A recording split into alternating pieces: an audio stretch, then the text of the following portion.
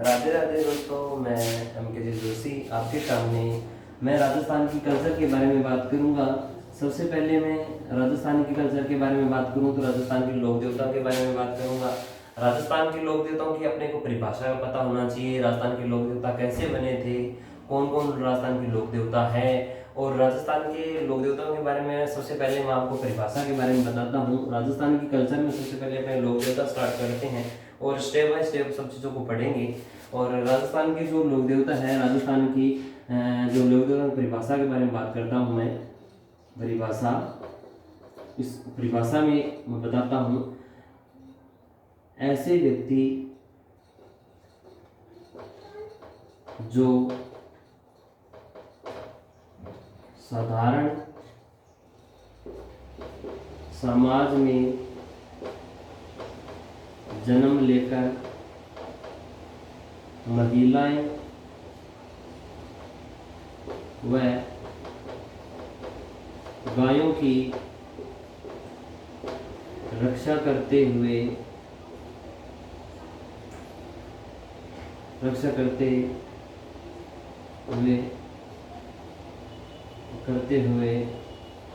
वीर गति को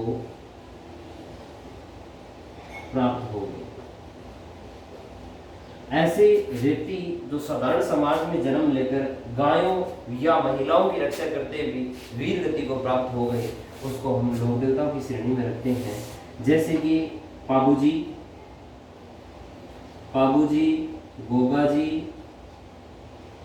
आदि। पाबूजी, गोगाजी आदि गायों की रक्षा करते हुए वीर गति को जो प्राप्त हो गए, उसको हम राजस्थान की लोक देवताओं की श्रेणी में रखते हैं। अब हम आगे बात करते हैं। परिभाषा तो हमने पढ़ ली। अब सबसे पहले हम बात करते हैं, इसमें दो प्रकार से बताया गया है। एक होता है खारा मामा, लोक देवताओं की श्रेणी में। एक होता है मीठा मामा। खारा मामा और मीठा मामा क्या होता है, हमारे तो समझ में नहीं आया जी। सर हमारे को अच्छी तरह बताओ, खारा मामा किसे कहते हैं, मीठा मामा किसे कहते हैं। सबसे पहले अपने खारा मामा के बारे में बात करते हैं। खारा मामा के बारे में बात करूं, ऐसे लोक देवता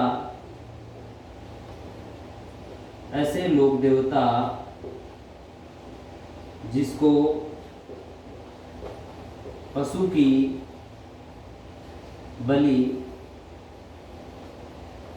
बलि दी जाती है। ऐसे लोक देवता जिनको पशु की बलि दी जाती है, उसको खारा मामा लोक देवता के श्रेणी में अपने रखते हैं। उसमें हम बात करें तो इसमें बहुत सारे ऐसे लोक देवता है जिसमें अपने को बताया गया है। और जैसे मैं बात करूं एक एग्जाम्पल के तौर पे, तो मामदेव जी को भैंसे की बलि दी जाती है, तो ये खारा मामा की श्रेणी में आते हैं। अब हम बात करते हैं मीठा मामा।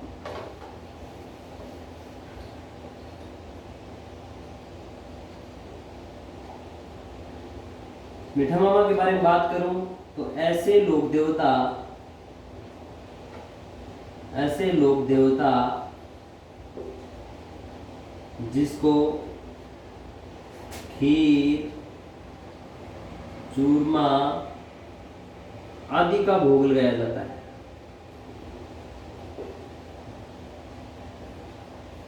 खीर, चूरमा आदि का भोग लगाया जाता है, वो मीठा मामी की श्रेणी में आता है। जैसे रामदेव जी खीर, चूरमा आदि की श्रेणी में जैसे भोग लगाया जाता है। मान लीजिए हम सिंपल परिभाषा में यही कह सकते हैं कि शाकाहारी रूप से जिस लोक देवताओं के हम भोग लगाते हैं, उसको मीठा मामा की श्रेणी में रखते हैं। हम अब थोड़ा सा आगे और बढ़ते हैं। लोक देवताओं का हम टॉपिक स्टार्ट कर रखा है। अब हम देखते हैं राजस्थान में लोक देवता के बारे में बात करूं तो पंचपीर हुए थे। अब पंचपीर कौन कौन से हैं मैं बताता हूं। रामदेव जी, 2 नंबर पर गोगा जी, 3 नंबर पर हड़बू जी, 4 नंबर पर मांगलिया मेहा जी,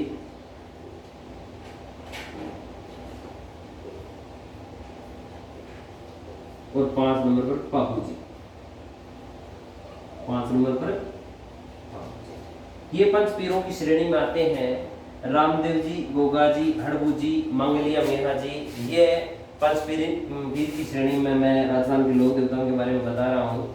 ये पंच पीर है। पंच पीरों निम्न में से क्वेश्चन आ जाता है कि निम्न में से पंच पीर कौन कौन से हैं। निम्न में से पंच पीर बताएं।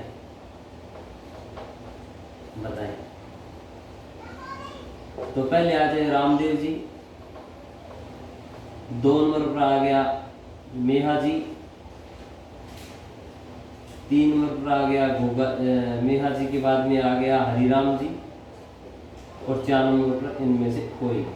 तो रामदेव जी अपने पढ़ा था। रामदेव जी पंचपीर की श्रेणी में आता है। अगर अपने पांचों याद है तो अपने क्वेश्चन सही हो जाएगा, वरना क्वेश्चन गलत हो जाएगा। अब हम अपने आगे चलते हैं। सबसे पहले अपने बात करते हैं मामदेव जी के बारे में। सबसे पहले बात करते हैं मामदेव जी। ये खारा मामा की श्रेणी में आता है। मामदेव जी का जो प्रतीक है, प्रतीक के बारे में बात करूं तो मामदेव जी का प्रतीक तोरण है। अपने जो क्वेश्चन पेपर में आता है उनके अकॉर्डिंग ही पढ़ेंगे। ऐसे तो थ्योरी बहुत है, पढ़ने से कोई मतलब नहीं है। जो क्वेश्चन पेपर में पूछा जाता है उनकी ही चर्चा करें। प्रतीक चिन्ह क्या है? तोरण। और इनको पशु में बलि किसकी दी जाती है? पशु बलि में भैंसे की बलि दी जाती है। भैंसे की बलि दी जाती है। किसकी बलि दी जाती है? इसमें भैंसे की बलि दी जाती है। और अपने आगे बात करें, ये बरसात के देवता माने जाते हैं। किसके देवता माने जाते हैं? बरसात के देवता। किसके देवता माने जाते हैं? ये बरसात के देवता माने जाते हैं। इनका जो मंदिर है वो शोलदड़ा गांव सीकर में बना हुआ है।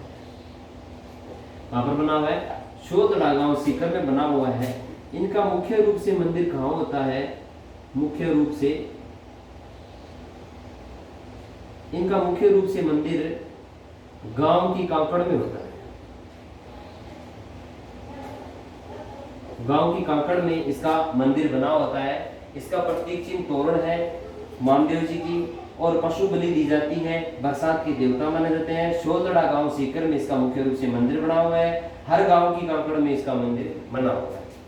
हम किस चीज के बारे में पढ़े थे? मामदेव जी के बारे में। हम राजस्थान के लोक देवता के बारे में पढ़े थे। पहले हमने परिभाषा पढ़ी थी। परिभाषा के बाद में खारा मामा, मीठा मामा के बारे में पढ़ी थी। खारा और मीठा, खारा मामा और मीठा मामा के बारे में पढ़ा था। उसके बारे में हम मामदेव जी के बारे में पढ़ा है। मैं राजस्थान के लोक देवता का, राजस्थान का फर्स्ट कल्चर मैंने शुरू की है, और राजस्थान के कल्चर में मैं राजस्थान के लोक देवता पढ़ा रहा हूँ। और रही बात, मैंने मामदेव जी पढ़ाया है। सबसे पहले क्या पढ़ाया? मामदेव जी पढ़ाया। मामदेव जी का प्रतीक है तोरण। पशु बलि दी जाती है, भैंसे की बलि दी जाती है। बरसात के देवता है। शोलदड़ा गांव सीकर में इसका मंदिर बना हुआ है। मुख्य रूप से ये इसका मंदिर गांव की कांकड़ में बना होता है। और मैं बात करूं तो ये बरसात के मुख्य रूप से देवता माने जाते हैं। जब शादी होती है तो एक प्रतीक होता है तोरण, वो तोरण मामदेव जी का ही प्रतीक होता है। तो आज के लिए इतना ही। मैं आगे टॉपिक, जैसे हमने मामदेव जी पढ़ाया वैसे मैं आगे भी टॉपिक बताता जाऊंगा, आप इसको पढ़ता जाना। और रही बात, इन्हीं में से क्वेश्चन आता है, क्वेश्चन ये पूछ लेगा कि मामदेव जी का प्रतीक चिन्ह क्या है। तो अगर आपकी याद होगा कि मामदेव जी का प्रतीक चिन्ह तो तोरण बताया था सर ने, तो ऐसे आप याद कर लेना। और एक चीज ये भी थोड़ा सा याद रख लेना, कुछ लोक देवता जुझार जी की श्रेणी में आ जाते हैं। जुझार जी ऐसे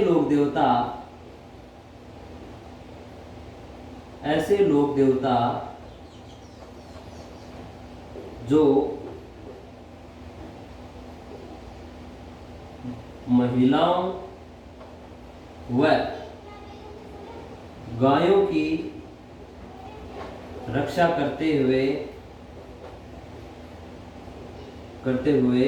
वीर गति को प्राप्त। ऐसे लोक देवता जो महिलाओं व गायों की रक्षा करते हुए वीर गति को प्राप्त हो गए उनको हम